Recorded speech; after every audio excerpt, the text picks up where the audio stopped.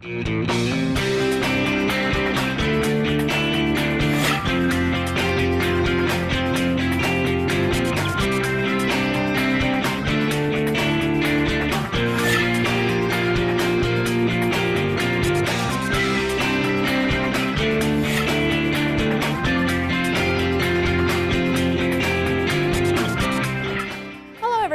Haley Fashon, the State Treasurer for the Louisiana FFA.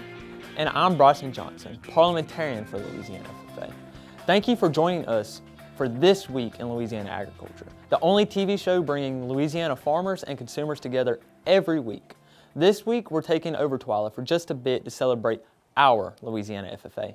We had originally planned to do this a few weeks ago as part of National FFA Week, but that was the week freezing weather hammered the South. So we're celebrating now instead. Just like our beautiful state, Louisiana FFA has a very diverse past. Our organization has made it a point to promote diversity through an inclusive environment for all members. This week we introduce you to some alumni who helped make the FFA into a more diverse organization. Mr. Jimmy Hughes was an ag teacher at Elizabeth High School for over 25 years. One of his favorite traditions was announcing the FFA Sweetheart. This was usually a high school girl from the Homemakers of America Association. I felt like that if the girls would take an ag, the home ec program would have died. And they were very active in their organization, just like the boys were active in the FFA.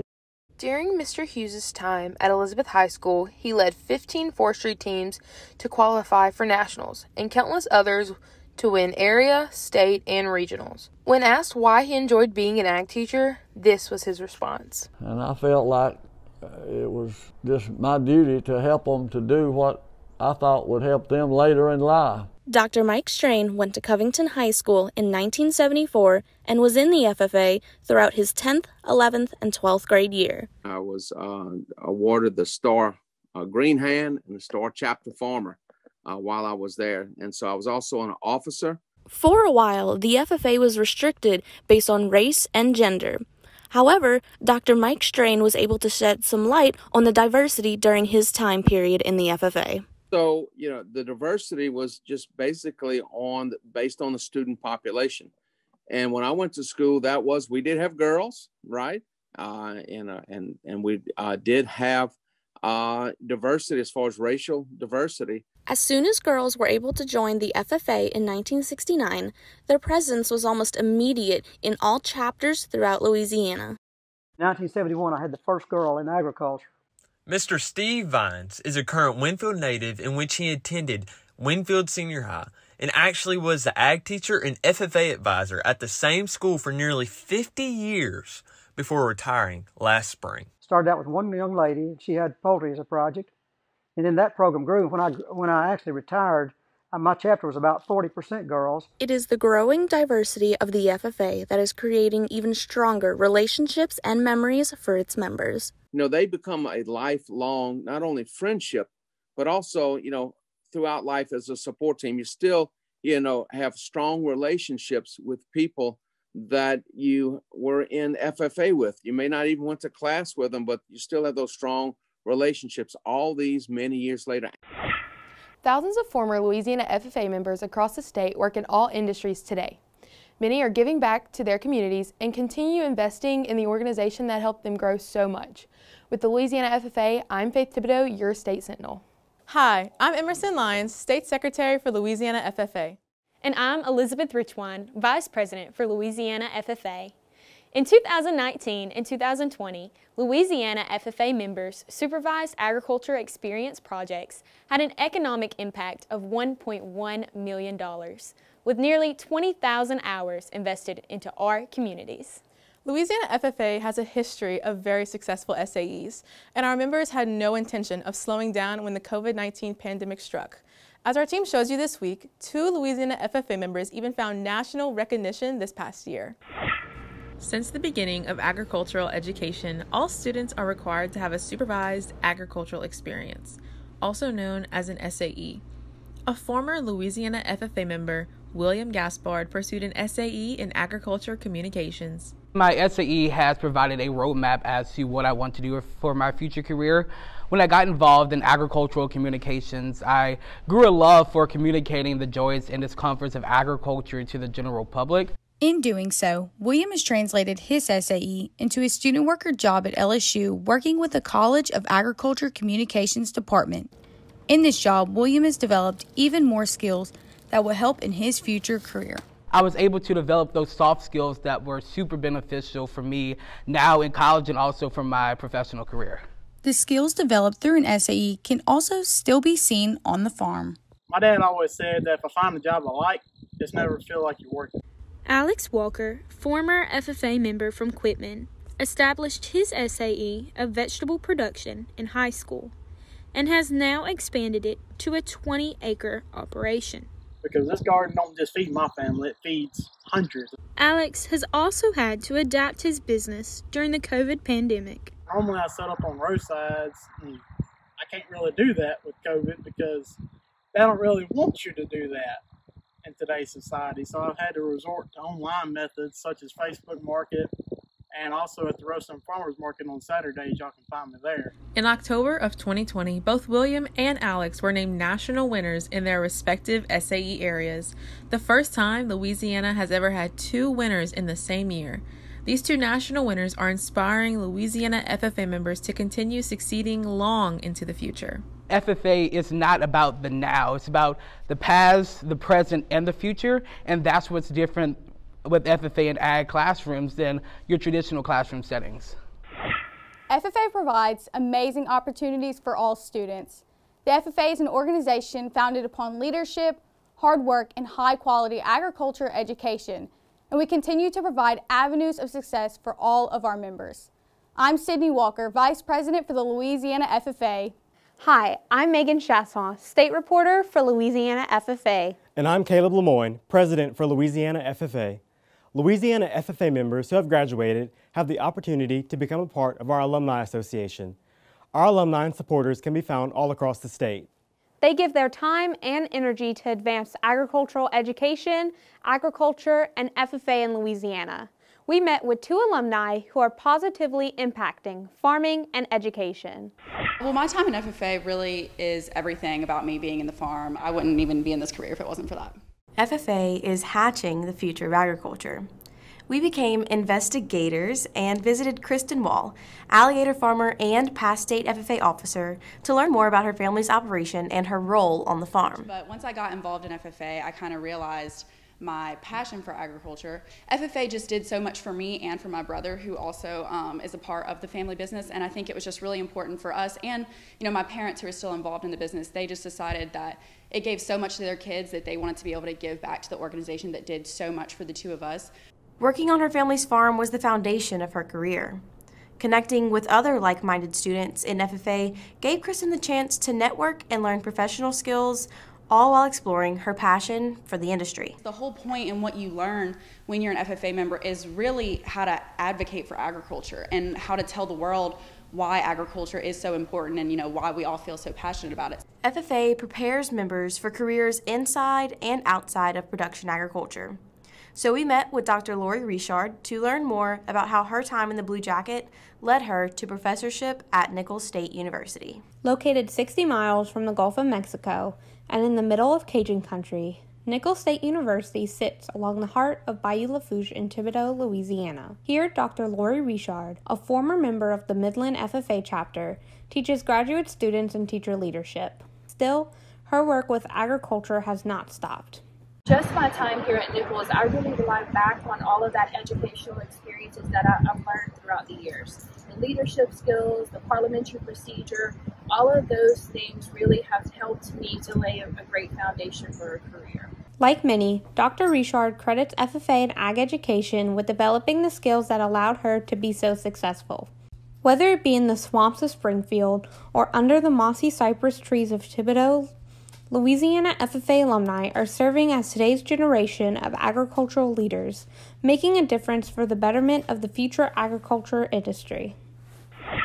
Louisiana FFA is equipping members for successful careers in agriculture and beyond. For more information on Louisiana FFA alumni and how you can support the association, head over to twilatv.org. I'm Sadie Foster, your State Vice President for Louisiana FFA. I've got to say, it's been pretty fun here on Twila, but I think we should let you take it the rest of the way, Avery. Oh, I think you guys should take it the rest of the way because y'all have done such an amazing job. I mean, nailing it first take almost every time. I don't do that ever. So thank you, Sadie, and all of the Louisiana FFA for coming over here, taking over Twila, and teaching us all a little bit about such a great organization. We're going to move on to what a lot of other folks are talking about because the weather is warming up and it is the perfect time to go out and enjoy some fresh Louisiana crawfish. In Lafayette, Crawfish Pot has live crawfish for $3.82 a pound live and boiled crawfish for $6 a pound. In Alexandria, you can visit Crawfish Port Incorporated and get some live crawfish for $3.29 a pound or buy them boiled for $5.69 a pound. Continuing north in Monroe, you can get some good prices at Chenier Shack Restaurant. There you can get live crawfish for $3.60 a pound or boiled for just under $5. That's at $4.95 a pound. Now, always call before you head out for the most up-to-date prices and check the Crawfish app to find all the places near you with crawfish. These prices are brought to you by the Louisiana Crawfish Promotion and Research Board, which always reminds you to ask before you eat. Still to come on Twila, 31 years as Farm Bureau president and 78 days in the hospital fighting COVID. We look at the career of Ronnie Anderson following his latest honor. Stay with us.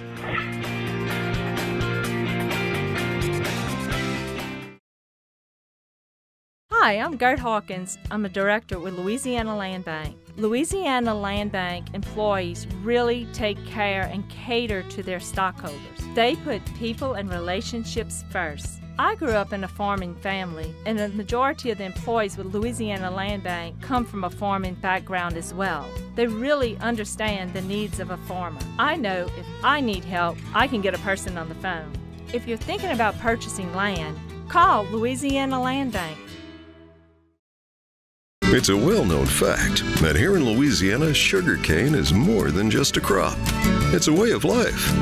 It creates more than 16,000 jobs across the state and an additional $3 billion boost to our state's economy. And Louisiana's cane families always give back to the communities where we live, work, and play. Louisiana sugarcane, making life sweeter, naturally. Sugarcane, sweet sugarcane.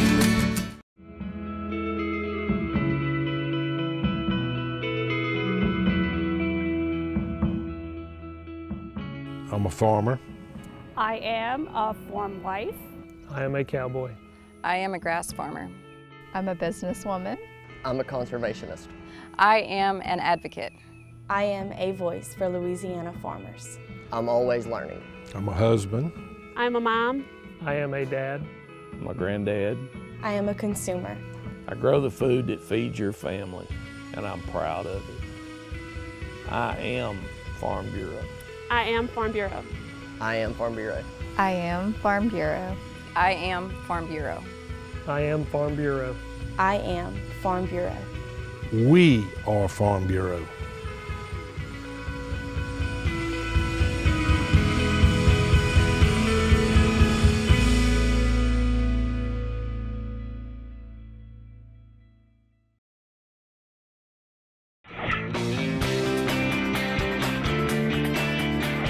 There are 3 new inductees into the Louisiana Agriculture Hall of Distinction. The Louisiana Agriculture Hall of Distinction is established to recognize the men and women who changed the landscape of the agricultural sector upon which we all depend. Those 3 new inductees are rice farmer and longtime rice industry leader Jackie Lower, 7th generation sugarcane farmer and former president of the American Sugarcane League John Gay, and the man I called boss for much of my career on Twila, retired Louisiana Farm Bureau President Ronnie Anderson.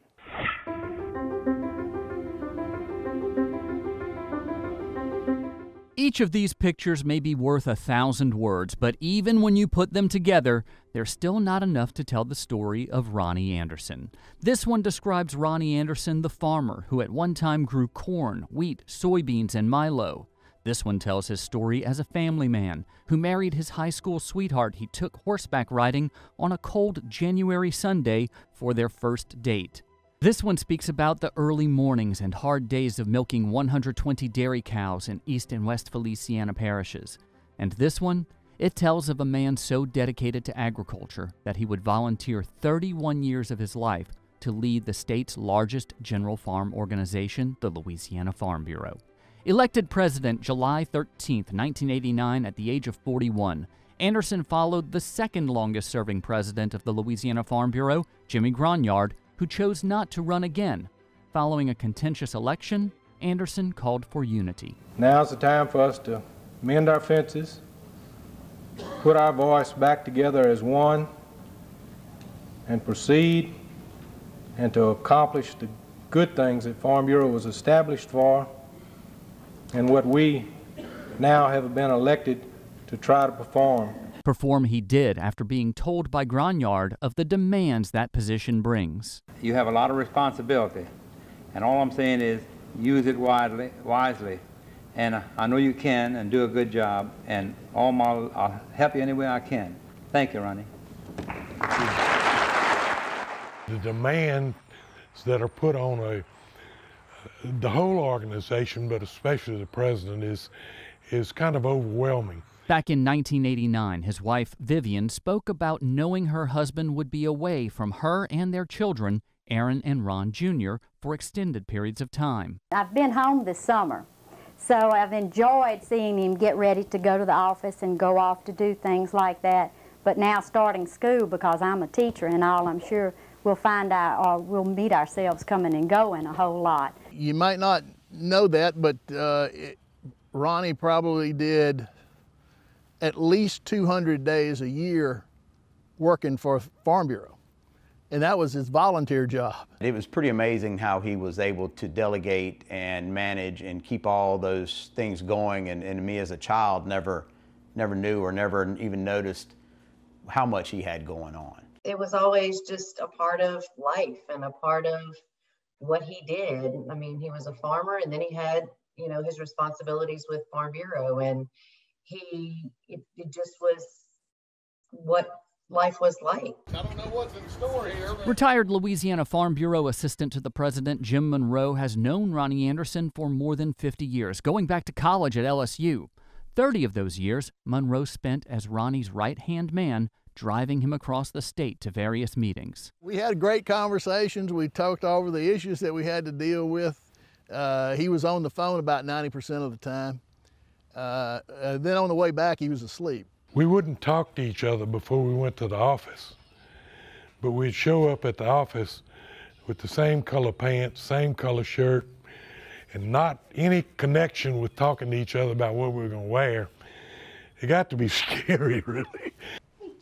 Louisiana Farm Bureau President Jim Harper says under Ronnie Anderson's leadership, membership grew from about 64,000 to 148,000. And with that came significant influence. During Ronnie's presidency, our membership grew to over 140,000 members. We've got more influence in Baton Rouge at the Capitol and in Washington than we've ever had. Ronnie Anderson seemed to be going out on top. The Louisiana Farm Bureau won the Pinnacle Award at the American Farm Bureau Convention in January of 2020. Anderson announced his plans to retire and not seek re-election in February of that year. Just 3 days before Ronnie Anderson's birthday, he began having trouble breathing and could not get out of bed. When I got sick, I went in the hospital on March 18th. The morning that Ron was here and we had to call the ambulance to take Ronnie to the hospital, our lives changed entirely. Doctors at Baton Rouge General Hospital diagnosed Ronnie with COVID-19. When he left in that ambulance, we had no idea that we would never see him again that day, and then two, it would be months before we would ever have any other interaction with him where he was conscious and see him. The doctors put Ronnie Anderson into a medically induced coma and hooked him up to a ventilator to breathe for him. Vivian posted updates on Facebook, which were compiled into this book. Ronnie was in that coma for more than 30 days. Talking about it now, he says there are only 2 things he remembers from the time he was in the coma. My mother died in 2000. That was 20 years before I got sick. And she and I sat on her porch in the rockers and drank coffee. It's just clear as you and I standing here talking to each other.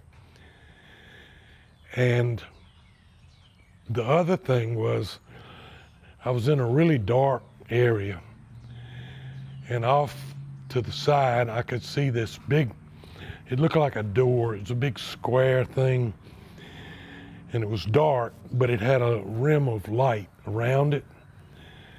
And I don't want to get too carried away with where I was and where I came back from, but I think if that door had opened and I had passed through it, I wouldn't be here today. I was really concerned. I had a call one Saturday afternoon that gave me grave concern. That was the day doctors shocked Ronnie's heart to keep him alive. Vivian, Aaron, and Ron put out a call for prayers. Pray for Ronnie every day at 3:21 p.m. When the doctors called that particular Saturday morning and said, we've done everything we know to do, Ronnie needs a miracle. And lo and behold, we got that miracle. This is video of that miracle Aaron shot on her phone the day Ronnie Anderson was rolled out of Baton Rouge General Hospital to begin recovery at Promise Rehabilitation Hospital. And here he is, 78 days after the first ambulance ride, walking out on his own. The day he came home, I don't think I've ever seen our children happier than that day. Looking back, it still seems unreal. It almost seems like I was observing it from the outside, and it's hard to believe it's been nearly a year now that it all began, but I think it's been a blessing in a way that it's made us all more conscious of family and the importance of family and the importance of, saying I love you every day and being in contact with each other every day. It was a time that when you reflect upon it, you can do one of two things. You can cry about it, or you can be joyful that Ronnie's here with us today, and I choose to be joyful. The Andersons are joyful for each other, and that all are here to witness Ronnie Anderson's induction into the Louisiana Agriculture Hall of Distinction. Having it bestowed on Ronnie this year after all he's been through, I think is really special. Not only for him personally, but for our family to see him honored this way. Because Ronnie really has, in my opinion, served the agricultural community over the years. He's been an advocate for farmers, an advocate for agriculture in general, and he's told the Farm Bureau story, and to me, he is the epitome of the Farm Bureau.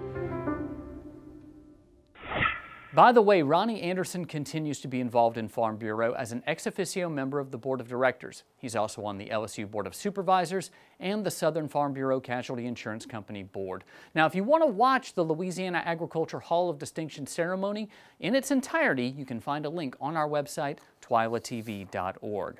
Still to come on Twila, the iconic Blue Jackets. Where do they come from? We find out next in the Twila Boost.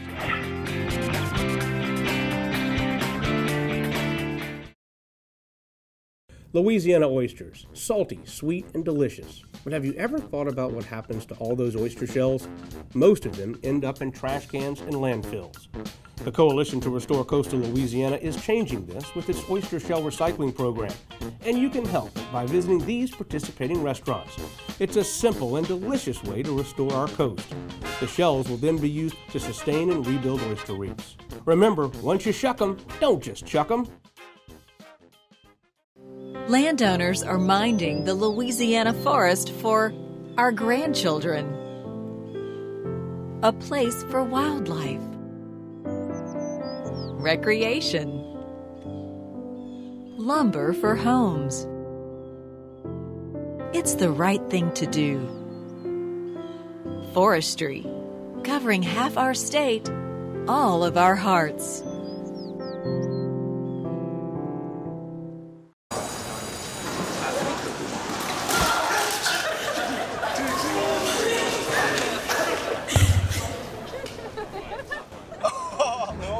That's low. Look, he's blushing.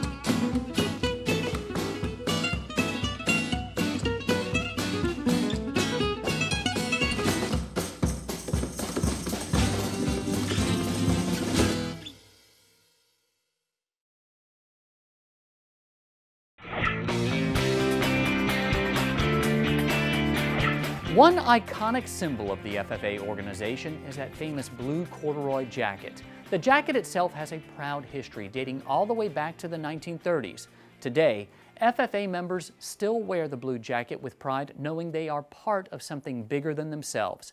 In this week's Twila Boost, we'll learn the story of how each jacket is produced and personalized by hand in Van Wert, Ohio. In 1933, Dr. Littner from the Fredericktown, Ohio FFA chapter happened to see a jacket, corduroy jacket in what he called an old haberdashery store in Fredericktown, and that coat had a bulldog on the back of it, chain stitched with a manual chenille machine. And he said, well, that could be something that we could use for our chapter when we go to the convention. On the production side, there's actually 35 separate sewing operations into making every FFA jacket.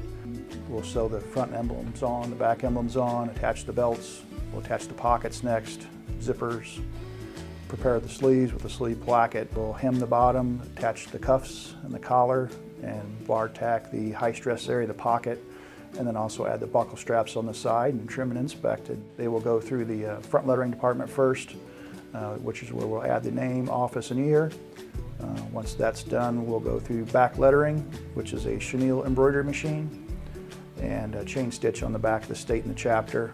The final step in the process is trimming the state and chapter and folding and shipping the jacket.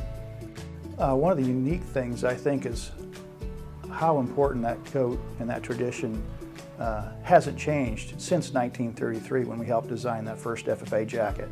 That's just a very special icon of the organization, and we're very proud to be a part of that. The National FFA Gift of Blue Project also provides jackets to members who would not otherwise be able to own their own. To learn how you can donate to give the gift of a blue jacket, visit our website at twilatv.org. Well, that does it for this edition of Twila. Be sure to join us next week when we'll have a brand new Field to Feast from one of the premier seafood shops in the state. Until then, you can watch all of our stories online at twilatv.org, and be sure to like us on Facebook, follow us on Twitter and Instagram, and subscribe to our YouTube channel. For all of us here at Twila, thanks for joining us. We hope to see you again right here next week.